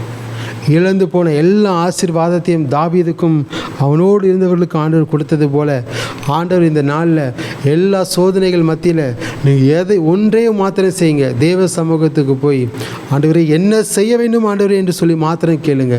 மற்றதெல்லாம் ஆண்டவர் செய்து முடித்து கொடுப்பார். அதை செய்வதற்கு உண்டான பலனையும் தருவார், சத்துவத்தையும் தருவார். எல்லா சோர்வை ஆண்டவர் மாற்றி போடுவார். ஹல்லேலூயா. 1 சாமுவேல் 30 அதிகாரம் 13ஆம் வசனத்தில் ஒரு பிள்ளையின் மூலமாக ஒரு போக்கை அந்த இடத்துல எகிப்தின் பிள்ளையின் மூலமாக ஒரு போக்கை தாவீதுக்கு உண்டு பண்ணி இழந்து போன அந்த ஆசீர்வாதத்தை பெற்றுக்கொள்ள வைத்தார். கர்த்தருடைய சத்துருக்களின் கொள்ளையில் பங்குகளை ஆண்டவர் அந்த இடத்துல கொடுத்தார் தாவீதுக்கு. ஹல்லேலூயா. அதே போல தான் ஆண்டவர் உங்களுக்கு விரோதமாக எழும்பி எந்தெந்த ஆசீர்வாதத்தை எந்தெந்த சத்துருவானன் பிடுங்கி வைத்திருக்கானோ அந்த ஆசீர்வாதத்தை மீண்டும் பிடுங்கி ஆண்டவர் உங்கள் கையில் கொடுக்க போகிறார். 2 தெசலோனிக்கேயர் 3:3 கர்த்தர் தீமையை நின்று விலக்கி உங்களை பாதுகாத்து கொள்வார். ஒரு தீங்கும் உங்களுக்கு விரோதமாய் எழும்ப முடியாது. எல்லா தீங்கை உங்களை விட்டு அகற்றி போடுவார். இனி தீங்கை காணாதிருக்கும்படிக்கு ஆண்டவர் செய்வார். இனி நீ தீங்கை காணாதிருப்பாய் என்ற வார்த்தையின்படி ஆண்டவர் தீங்கை அகற்றி போட்டு அந்த தீங்கி நீ உங்கள் வாழ்க்கையில் வந்து உங்களை வேதனைப்படுத்தாதபடிக்கு அதை புறம்பாக்கி போடுவார். ஹல்லேலூயா, ஹல்லேலூயா. இழந்து போன ஆசீர்வாதத்தை நீங்கள் மீண்டும் பெற்றுக்கொள்ளும்படிக்கு ஆண்டவர் உங்கள் மேலே கிருபையை ஊற்றுவார். எல்லா சோதனை நேரத்தில் நீங்கள் தேவ சமூகத்துக்கு போய் ஆண்டவர்கிட்ட ஒரே ஒரு வார்த்தை கேட்கணும். ஆண்டவரே நான் என்ன செய்ய சித்தமாக இருக்கிறேன், நான் என்ன செய்யணும் ஆண்டவரே சொல்லுகிற போது அவர் உங்களோடு கூட பேசுவார். அதன்படி நீங்கள் செய்யுங்க. அதன்படி நீங்கள் செய்கிற பொழுது இழந்து போன எல்லா ஆசீர்வாதத்தை ஆண்டவர் மீண்டும் உங்களுக்கு கொடுப்பார். இழந்து போன உங்கள் சம்பத்தை ஆண்டவர் மீண்டும் உங்களுக்கு கொடுப்பார். இழந்து போன உங்களுடைய பலனை ஆண்டவர் மீண்டும் உங்களுக்கு கொடுப்பார். இழந்து போன உங்கள் ஐஸ்வர்யத்தை ஆண்டவர் மீண்டும் கொடுப்பார். இழந்து போன அபிஷேகத்தை ஆண்டவர் மீண்டும் கொடுப்பார். இழந்து போன ஆவிக்குரிய வரங்களை ஆண்டவர் மீண்டும் கொடுப்பார். ஹல்லேலூயா, ஹல்லேலூயா. உங்கள் ஆசீர்வாதத்தெல்லாம் எத்தனை பேர் வஞ்சித்து அதை பெற்றுக்கொண்டாங்களோ அதையெல்லாம் ஆண்டவர் இரட்டிப்பாய் உங்கள் மடியில் அவர்கள் வந்து கொடுக்கும்படிக்கு ஆண்டவர் செய்வார். உங்களுடைய வேர்வையை சிந்தி சம்பாதித்த பணத்தை நீங்கள் இழந்து போயிருக்கலாம். இந்த சோதனை நேரத்தில் தேவ சமூகத்தில் காத்திருந்து ஆண்டவரே நான் என்ன செய்ய வேண்டும் என்று சொல்லி கேளுங்க. ஆண்டவர் ஆலோசனை கொடுப்பார். மீண்டும் அந்த பணத்தை உங்களுக்கு ஆண்டவர் கிடைக்கும்படிக்கு செய்வார். ஹல்லேலூயா, ஹல்லேலூயா, ஹல்லேலூயா. சத்துருக்களின் கொள்ளையில் உங்களுக்கு ஒரு பங்கை கொடுத்து அதை உங்களிடமாக அந்த ஆசீர்வாதங்கள் தாண்டி வரும்படிக்கு ஆண்டவர் செய்வார். லாபான் யாக்கோபை வஞ்சித்து 10 முறை சம்பளத்தை மாற்றி யாக்கோபு பட்ட அந்த பிரயாசத்தின் ஆசீர்வாதத்தை அவன் எடுத்துக்கொண்டான். மீண்டும் அதே ஆசீர்வாதத்தை லாபானிடமிருந்து எடுத்து ஆண்டவர் யாக்கோபுக்கு கொடுத்தார். ஆண்டவர் இந்த ஆசீர்வாதத்தை உங்களுக்கு நிச்சயமாய் கொடுக்க போகிறார். ஹல்லேலூயா. சோதனை நேரத்தில் பயப்படாதீங்க. தேவ சமூகத்துக்கு போங்க. அவர் அந்த சோதனை நேரத்தில் உங்களுக்கு உதவி செய்து ஒரு போக்கை உண்டு பண்ணி உங்களை காக்கும்படிக்கு அவர் உண்மையுள்ள தேவனாய் இருக்கிறார். ஹல்லேலூயா. 3ஆவதாக அவர் நம்மை சுத்திகரிப்பதற்கு உண்மையுள்ள தேவனாக இருக்கிறார். ஹல்லேலூயா. 1 யோவான் 1 அதிகாரம் 9ஆம் வசனத்தில் நாம் பாவங்களை அறிக்கையிட்டால் பாவங்களை மன்னித்து எல்லா அநியாயத்தையும் நம்மளுக்கு சுத்திகரித்து நம்ம எல்லா அநியாயத்திலிருந்து விடுவித்து மீட்கும்படிக்கு அவர் உண்மையுள்ள தேவனாக இருக்கிறார். ஹல்லேலூயா. பாவங்களை நாம் அறிக்கையிடுகிற பொழுது அவர் நம்மை சுத்திகரிக்க, அதை பாவத்தை மன்னித்து நம்மை சுத்திகரிக்கிறதற்கு அவர் உண்மையுள்ள தேவனாக இருக்கிறார். ஒருவன் பாவம் இல்லை என்று சொன்னால் அவன் தன்னைத்தானே வஞ்சிக்கிறவனாக இருப்பான். எல்லா மனுஷர்களும் பாவம் செய்து தேவ மகிமையற்றவர்களாக இருக்கிறோம். அப்போது இந்த மனுஷன் செய்த இந்த பாவங்களிலிருந்து விடுதலை கொடுக்கிறவர் யார் என்றால் கர்த்தராகிய இயேசு கிறிஸ்து தான். ஹல்லேலூயா. தேவ சமூகத்துக்கு போய் நம்ம பாவங்களை அறிக்கையிடுகிற போது அதை அவர் மன்னிக்கிறதற்கு உண்மையுள்ள தேவனாக இருக்கிறார். யாத்ராகமம் 34வது அதிகாரம் 7ஆம் வசனத்தில் அக்கிரமத்தையும் மீறுதலையும் பாவத்தையும் மன்னிக்கிறவர் நம்முடைய ஆண்டவர். எபிரேயர் 9வது அதிகாரம் 14ஆம் வசனத்தில் இயேசு கிறிஸ்துவின் ரத்தம் செத்த கிரியைகளற நம்மை சுத்திகரிக்கிறதாம். செத்த கிரியைகளற நம்மை சுத்திகரிக்கிறது. மாம்சத்தில் இருக்கிற அந்த கிரியைகள் கலாத்தியர் 5வது அதிகாரம் 19லிருந்து 22 வரைக்கும் வாசித்து பாருங்கள். செத்த கிரியைகள், மாம்சத்தின் கிரியைகள், விபசாரம், வேசித்தனம், இச்சை, காம விகாரங்கள், விபசார எண்ணங்கள், வேசித்தன எண்ணங்கள், பொறாமைகள், களியாட்டுகள், இப்படி அநேக லிஸ்ட் அங்கு எழுதப்பட்டிருக்கிறது. இதெல்லாம் மாம்சத்தின் கிரியைகள். இதனால் நம்முடைய ஆத்மாவும் அசுசிப்படுகிறது, நம்முடைய சரீரமாகிய ஆலயமும் அசுசிப்படுகிறது. இந்த நேரத்தில் தேவ சமூகத்தில் போய் நம்ம அறிக்கையிட்டு ஜெபிக்கிற பொழுது, ஆண்டவரே இந்த பாவம் நான் தான் செஞ்சுட்டேன், ஆண்டவரே இந்த பாவம் நான் தான் செஞ்சுருக்கேன், அதனால தான் இந்த பிரச்சனை எனக்கு வந்திருக்கிறது, தயவாய் என்னை மன்னியும் என்று சொல்லி ஜெபிக்கிற பொழுது அந்த பாவங்களை மன்னிக்கிற அவர் உண்மையுள்ள தேவனாக இருக்கிறார். உண்மையுள்ள தேவனாக இருக்கிறார். எப்படிப்பட்ட பாவங்கள் தேவனுக்கு விரோதமாய் நீங்கள் செய்திருக்கலாம், அல்லது மனிதர்களுக்கு விரோதமாய் நீங்கள் செய்திருக்கலாம், தேவனுடைய ராஜ்யத்திற்கு விரோதமாய் நீங்கள் செய்திருக்கலாம். எப்படிப்பட்ட பாவங்களாக இருந்தாலும் தேவ சமூகத்தில் இன்றைக்கு நீங்கள் அறிக்கையிடுகிற பொழுது அதை மன்னிக்கிறதுக்கு அவர் உண்மையுள்ள தேவனாக இருக்கிறார். மேற்குக்கும் கிழக்குக்கும் எவ்வளவு தூரமோ அவ்வளவு தூரம் ஆண்டவராக இயேசு கிறிஸ்து உங்கள் பாவங்களை மன்னிக்கிறவர். பாவங்களை அறிக்கையிடுகிற பொழுது அதை தம்முடைய முதுகுக்கு பின்பாக எரிந்து போடுகிறாராம். மீண்டும் அவர் திரும்பி பார்க்கவே மாட்டார். மன்னிச்சிட்ட பிறகு திரும்பி பார்க்க மாட்டார். அநேக நேரங்களில் நாம் என்ன செய்கிறோம் என்றால், நாம் செய்கிற பாவங்கள் அது நான் தான் அந்த பாவம் செய்தேன் என்று ஒத்துக்கொள்ளாத ஒரு தன்மை நமக்குள்ளே இருக்கிறதுனால தான் அநேக நேரங்களில் பலவீனங்கள், பாடுகள், உபத்திரவங்கள் வந்து அதில் மூழ்கடிக்கப்பட்டு போகிற ஒரு நிலைமை வந்து விடுகிறது. தாவீது தேவனுடைய இருதயத்திற்கு ஏற்ற ஒரு மகன். எப்பொழுதுமே தாவீதுக்குள்ளே இருந்த ஒரு கேரக்டர் என்னென்னா, அவன் ஆண்டவருக்கு விரோதமாக ஏதேனும் செய்கின்ற பொழுது, மனிதர்களுக்கு விரோதமாக ஏதேனும் செய்கின்ற பொழுது முதலாவது தேவ சமூகத்தில் போய் தன்னை அர்ப்பணித்து, அது அவன் நிச்சயமாகவே உண்மையாகவே அந்த பாவத்தை அவன் செய்திருந்தால் அவன் மனசாபப்பட்டு தேவனிடத்தில் அறிக்கையிடுகிற ஒரு குணம் அவனுக்குள் இருந்தது. நான் தான் இந்த பாவம் செய்தேன், ஆண்டவரே நீ மன்னியும், என் நிமித்தமாக தேசத்தை தண்டித்து விடாதிரும் என்று தேவ சமூகத்தில் கதறி ஜெபிக்கிறவனாக இருந்தான். 1 நாளாகமம் 21வது அதிகாரம் நீங்கள் முழுவதுமாக வாசிக்கின்ற பொழுது அதில் பார்த்தீங்கன்னா, தாவீது ஆண்டவர் உயர்ந்த ஸ்தானத்தில் நிறுத்தி வைத்திருந்தார். சகல இஸ்ரேல் யூத தேசத்துக்கும் ராஜாவாய் ஆண்டவர் அபிஷேகம் பண்ணி வைத்திருந்தார். அப்பொழுது அவனுடைய படைத்தலைவனில் ஒருவனாகிய யோவாபிடம், நீ போய் நம் தேசத்தில் இருக்கிற எல்லா ஜனங்களை கணக்கெடுன்னு சொன்னார். இது பிசாசு தாவீது ராஜாவை ஏவி இருக்கிறான். ஆனால் யோவாபுக்கு நல்லா தெரியும் ஆண்டவர் இதை சொல்லியிருக்க மாட்டார் என்று. ஆனாலும் தாவீது ராஜாவாக இருந்ததுனால தாவீதினுடைய வார்த்தை தான் மேற்கொண்டு இந்த சென்சஸ், இந்த கணக்கெடுப்பை, மக்கள் கணக்கெடுப்பை செய்ய வைத்தது. உடனே யோவா போய் கணக்கு எடுத்துகிட்டு வந்தான். அவனோடு கூட ஒரு டீம் போனாங்க. இஸ்ரேல் தேசத்தில் பார்த்தீங்கன்னா 11 லட்சம் பேர் இருந்தாங்க படையாட்கள். யூதா தேசத்தில் பார்த்தீங்கன்னா 4,70,000 பேர் இருந்தாங்க. இப்படி கணக்கு எடுத்துகிட்டு வந்து சொல்லும்போது அது தேவனுடைய பார்வையில் பாவமாக இருந்தது. தேவன் மிகுந்த மனசாபப்பட்டார். உடனே தாவீதினிடத்தில் தீர்க்கதரிசியை அனுப்பி, நீ போய் தாவீதிடம் போய் சொல்லு, 3 காரியங்களை உனக்கு முன்பாக வைக்கிறேன். நீ செய்த இந்த பாவத்தை நிமித்தமாக 1, 3 வருஷம் உங்கள் தேசத்தில் பஞ்சம். 2வது, சத்துருக்களிடத்திலே உன்னை நான் ஒப்பு கொடுக்க போகிறேன். 3வது,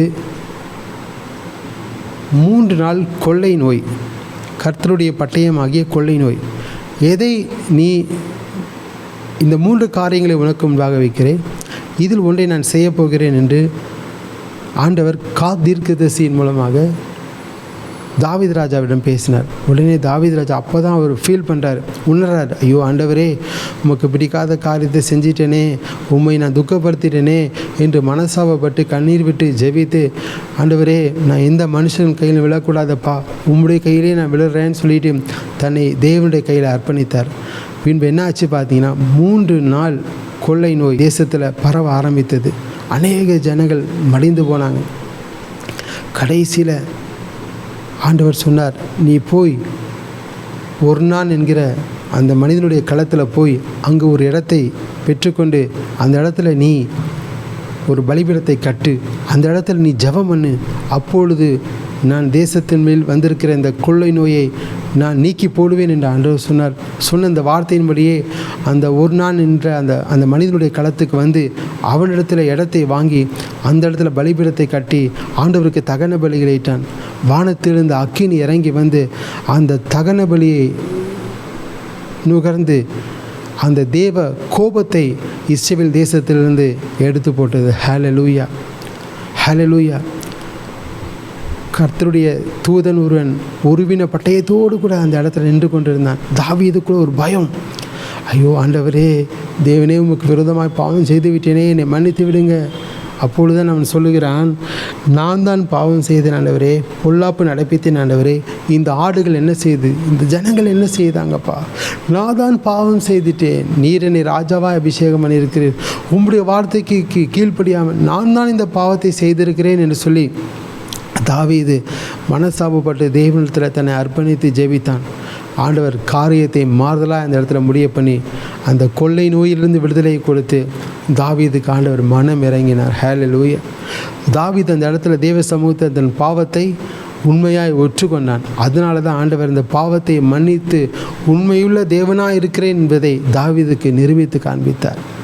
இன்றைக்கும் தேவனுக்கு விரோதமான காரியம் என்ன செய்திருந்தாலும் நீங்கள் தேவ சமூகத்தில் வந்து, ஆண்டவரே, இந்த காரியத்தை செய்ததுக்காக என்னை மன்னியும் ஆண்டவரே, நான் அப்பா ஏதோ ஒரு காரியத்தில் ஆண்டவரே உங்களுடைய வார்த்தைக்கு கீழ்ப்படியாமல் என் மனம் போன போக்கில் இந்த காரியத்தை செஞ்சிட்டேன்ப்பா, என் மனதின்படி இந்த காரியத்தை செஞ்சிட்டேன்ப்பா, என்னை மன்னிங்க ஆண்டவரே என்று சொல்லி நீங்கள் ஜெபிக்கிற பொழுது உங்கள் நிமித்தம் உங்கள் குடும்பம் பாதுகாக்கப்படும், உங்கள் நிமித்தம் உங்கள் தேசம் பாதுகாக்கப்படும். ஹல்லேலூயா.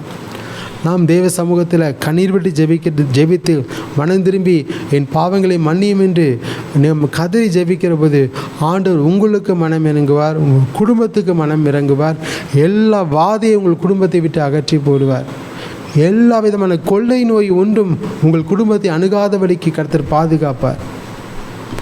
சில நேரத்தில் குடும்பத்தில் நோயின் மேலே நோய் வரும், உபத்திரவத்தின் மேலே உபத்திரவம் வரும். நீங்கள் தேவ சமூகத்துக்கு போய் கண்ணீர் விட்டு ஜெபிங்க. ஆண்டவரே, உமக்கு பிடிக்காத காரியம் ஏதேனும் செய்திருந்தால் மன்னியும் ஆண்டவரேன்னு சொல்லி நீங்கள் ஜெபிக்கிற போது ஆண்டவர் அந்த நோயின் உக்கிரத்திலிருந்து உங்கள் குடும்பத்தை பாதுகாப்பார். ஹல்லேலூயா, ஹல்லேலூயா. ஆண்டவர் அதை தான் எதிர்பார்ப்பார். அவருடைய இருதயத்தின் விருப்பம் என்னன்னா, இந்த மனிதர்கள் தான் உண்டு பண்ணின மனிதர்கள் பலவீனத்தின் நிமித்தமாக இந்த காரியங்களை செய்வாங்க, ஆனாலும் அவர்கள் அவைகளிலிருந்து விடுதலை பெற என்னிடத்தில் ஜெபம் பண்ண வேண்டும் என்று ஆண்டவர் எதிர்பார்த்து கொண்டிருப்பார். அவரை தேடி வந்துட்டேன்னா நிச்சயமாக அவர் மன்னிப்பார். அவர் இரத்தத்தினாலே சுத்திகரிப்பார்.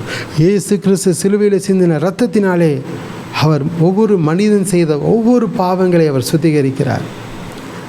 ரோமர் 8:3 பிதாவானவர் இயேசு கிறிஸ்துவின் சரீரத்தை ஒரு பாவ மாம்சத்தின் சாயலாக சிலுவையில் ஒப்பு கொடுத்தார். ஒட்டுமொத்த உலக மக்கள் செய்த எல்லா பாவங்களை இயேசு கிறிஸ்து சிலுவையில் ஏற்றுக்கொண்டு அவருடைய இரத்தத்தை சிந்தி அதன் மூலமாக ஆண்டவர் நம்மை பரிசுத்தப்படுத்தி சுத்திகரிக்கிறார். ஹல்லேலூயா, ஹல்லேலூயா. அதனால்தான் அவர் உண்மையுள்ள தேவனாக இருக்கிறார். உண்மையுள்ள தேவனாக இருக்கிறார். இன்றைக்கும் பிதாவின் சமூகத்தில் அவர் ஜெபித்து கொண்டே இருக்கிறார். என் பிள்ளைகளை நீர் மன்னியும் ஆண்டவரே, என் பிள்ளைகள் செய்த தப்பிதங்களை மன்னியும் அப்பா, அவர்களை அழித்து விடாதிரும் ஆண்டவரே, ஒரு தடவை ஒரு தருணத்தை கொடும் ஆண்டவரே. அந்த குடும்பம் மீண்டும் மன திரும்புதலுக்கு வரும் அப்பா, இந்த மனிதன் மன திரும்புதலுக்கு வருவான் அப்பா, இவனை நீங்கள் ஆண்டவரே ரட்சியும் ஆண்டவரே என்று சொல்லி ஒவ்வொரு நொடி துளிகளும் பிதாவின் சமூகத்தை இயேசு தரிசித்து ஜெபித்து கொண்டே இருக்கிறார். நன்மையானவைகளை இயேசு கிறிஸ்துவின் ரத்தம் நமக்காக பிதாவினிடத்தில் பரிந்து பேசிக்கொண்டே இருக்கிறது. ஹல்லேலூயா. இந்த மகன் உண்மையாய் அவன் செய்த பாவங்களை ஒற்றுக்கொண்டு விட்டான், நீர் மன்னியும் பிதாவே என்று சொல்லி ஒவ்வொரு நொடிகளும் இயேசு கிறிஸ்துவின் ரத்தம் பிதாவின் சந்நிதியை தரிசித்து பேசிக்கொண்டே இருக்கிறது. ஹல்லேலூயா. பேசிக்கொண்டே இருக்கிறது. ஹல்லேலூயா. அவர் உங்களை பரிசுத்தப்படுத்தி கொண்டே இருக்கிறார். பாவங்களை உண்மையாக அறிக்கையிடுகிற போது அதை மன்னிக்க அவர் உண்மையுள்ள தேவனாக இருக்கிறார். மன்னிக்கிறதற்கு தயாளம் குணம் பெற்ற தேவனாக இருக்கிறார். அவர் பூரண சர்க்குணராக இருக்கிறார். ஹல்லேலூயா. அதே குணாதிசயத்தை நமக்கும் வேண்டும் என்று நாம் ஜெபிக்கிற போது அதே குணாதிசயத்தை ஆண்டவர் கொடுப்பார். ஹல்லேலூயா. ஆண்டவர் உடன்படிக்கையை காக்கிற, தயவை காக்கிற உண்மையுள்ள தேவனாக இருக்கிறார். சோதனையிலிருந்து தப்பித்துக்கொள்ள ஆண்டவர் உங்களுக்கு உதவி செய்யும்படிக்கு அவர் உண்மையுள்ள தேவனாக இருக்கிறார். பாவங்களிலிருந்து உங்களுக்கு விடுதலை கொடுத்து உங்களை சுத்திகரிக்கும்படிக்கு அவர் உண்மையுள்ள தேவனாக இருக்கிறார். ஆண்டவரே, இந்த பிள்ளைகளை ஆசீர்வதிக்கிறார். உங்கள் ஆசீர்வாதம் பிள்ளைகள் மேலே இயேசு கிறிஸ்துவின் நாமத்தில் இப்போது இறங்கி வருவதாக. ஆபிரகாமின் ஆசீர்வாதம் இயேசு கிறிஸ்துவின் மூலமாக பிள்ளைகள் மேலே இப்போது தங்கி இருக்க வேண்டும் என்று ஜெபிக்கிறேன் அப்பா. நீர் அவர்களுக்கு தேவனாய் இருப்பீராக. இவர்கள் பிள்ளைகளுக்கு தேவனாய் இருப்பீராக. இவர்கள் பிள்ளைகளின் பிள்ளைகளுக்கு தேவனாய் இருப்பீராக. பிசாசு கொண்டு வருகிற எல்லா சோதனையிலிருந்தும், மனிதர்கள் கொண்டு வருகிற எல்லா சோதனையிலிருந்தும், அந்தகார லோகாதிபதிகளின் வல்லமைகளிலிருந்தும் இவர்களை விலக்கி விடுவித்து பாதுகாத்து கொள்ளுங்கப்பா. எல்லா விதமான துறைத்தனத்தின் வல்லமைகளிலிருந்தும் இவர்களை விலக்கி பாதுகாத்து கொள்ளுங்கப்பா. பாதுகாத்து கொள்ளுங்கப்பா. இழந்து போனதை மீண்டும் திரும்ப பெற்றுக்கொள்ள வைங்கப்பா. இழந்து போன ஆசீர்வாதத்தை 2 மடங்கு இவர்களுக்கு கொடுங்கப்பா. ஆண்டவரே, இவர்கள் உங்கள் சமூகத்தில் ஆண்டவரே இவர்கள் தைரியம் அடைய உதவி செய்யுங்க ஆண்டவரே. எல்லா விதமான சோதனையிலிருந்து ஆண்டவர்களை விடுவித்து பாதுகாத்து கொள்ளுங்கப்பா.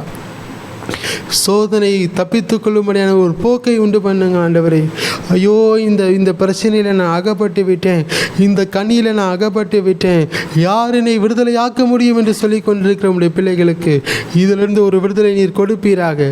இதிலிருந்து ஒரு போக்கை உண்டு பண்ணி கொடுப்பீராக. பரிசுத்த ஆவியான இடைப்படுவீராக. பரிசுத்த ஆவியானவருடைய சத்தம் இப்போது துணிக்கப்படட்டும் இவர்கள் காதுகளில். இயேசுவின் நாமத்தில் இந்த பிரச்சனையிலிருந்து எனக்கு ஒரு விடுதலை கொடுமாண்டவரை கேட்டுக்கொண்டிருக்கிற ஒவ்வொரு பிள்ளைகளுடைய இருதயத்தில் பரிசுத்த ஆவியானுடைய துணி சத்தம் இப்போது துணிக்கப்பட வேண்டும் என்று ஜெபிக்கிறேன். இப்போது அவர்களுக்கு ஒரு விடுதலை கொடுக்க வேண்டும் என்று ஜெபிக்கிறேன். வியாதி அவர்களை விட்டு நீக்கி போட வேண்டும் என்று ஜெபிக்கிறேன். இயேசுவின் நாமத்தினாலே இப்பொழுது ஜெபிக்கிறேன்.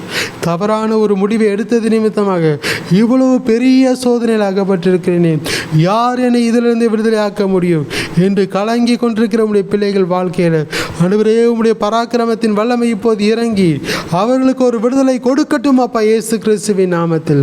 ஹல்லேலூயா. கர்த்தர் எல்லா சோதனைகளிலிருந்து உங்களை விலக்கி விடுவித்து பாதுகாக்கிறார். பிசாசு கொண்டு வந்த சோதனையிலிருந்து ஆண்டவர் உங்களை விலக்கி பாதுகாக்கிறார். உங்கள் மாம்சத்தினாலே நீங்கள் யோசித்து மாம்ச சிந்தையோடு கூட செய்த காரியங்களின் நிமித்தமாக வந்த எல்லா சோதனைகளிலும் இருந்தும் ஆண்டவராக இயேசு கிறிஸ்து உங்களுக்கு விடுதலை கொடுக்கிறார். அவர் உண்மையுள்ள தேவனாக இருக்கிறார். உண்மையுள்ள தேவன். அவர் ஒருபோதும் உங்களை கைவிட மாட்டார். ஒரு நாளும் உங்களை விட்டு விலகிவிட மாட்டார். உலகத்தின் முடிவு பரியந்தமும் சகல நாட்களிலும் நான் உங்களுடனே கூட இருக்கிறேன். உங்களை விட்டு நான் விலகி போக மாட்டேன். உங்களை நான் கைவிட மாட்டேன் என்று சொன்ன ஆண்டவர் உங்களோடு கூட இருக்கிறார். உங்களோடு கூட இருக்கிறார். எப்படிப்பட்ட பிரச்சனைகள் உங்களுக்கு முன்பாக ஒரு பெரிய பர்வதத்தை போல இருந்தாலும் அதை ஆண்டவராக இயேசு கிறிஸ்து மெழுகை போல அதை உருக வைக்கிறார். உங்களுக்கு முன்பாக நிற்கின்ற பெரிய பர்வதங்களெல்லாம் மெழுகு போல உருகுகிறது. மெழுகு போல உருகுகிறது. கர்த்தர் மெழுகு போல உருக வைக்கிறார். ஹல்லேலூயா. ஆண்டவரே, நீர் அப்படி செய்கிறதற்காக நான் நன்றி செலுத்துகிறேன். ஆண்டவரே, வானத்து பனியையும் பூமியின் கொழுமையும் கொடுத்து மிகுந்த தானியத்தையும் திராட்சரசத்தையும் இவர்களுக்கு கொடுப்பீராக. ஆண்டவரே, கொடுப்பீராக, கொடுத்து ஆசீர்வதிப்பீராக. ஆண்டவரே, கர்த்தர் மாத்திரம் மகிமைப்படுவீராக. ஆண்டவரே, அழைத்த தேவன் நீர் உண்மை உள்ளவர் அப்பா. எந்த வயசில் நீங்கள் அழைத்தீங்களோ இதுவரைக்கும் நீர் அவர்களை பாதுகாக்கும்படிக்கு உண்மையுள்ளவராக நீர் செயல்படுகிறதற்காக சோதரி. இதுவரை நான் உன்னை ஏந்தினேன் என்று சொன்னான். இனிமேலும் நீர் இவர்களை ஏந்துவதற்காக, தாங்குவதற்காக, தப்புவிப்பதற்காக நன்றி செலுத்துகிறேன் அப்பா. கர்த்தருடைய ஆசீர்வாதம் இவர்கள் மேலே இறங்கி வரட்டும். இயேசு கிறிஸ்துவின் நாமத்தில் ஜெபிக்கிறேன் நல்ல பிதாவே, ஆமென். என் ஆத்துமாவே கர்த்தரை சோதரி, என் முழு உள்ளமே அவருடைய பரிசுத்த நாமத்தை சோதரி. என் ஆத்துமாவே கர்த்தரை சோதரி, அவர் செய்த சகல உபகாரங்களையும் மறவாதே. ஆமென். ஆண்டவர் உங்களை ஆசீர்வதிப்பாராக. சந்தோஷமாக இருங்க. ஆண்டவர் பெரிய காரியத்தை உங்கள் வாழ்க்கையில் செய்வார். God bless you.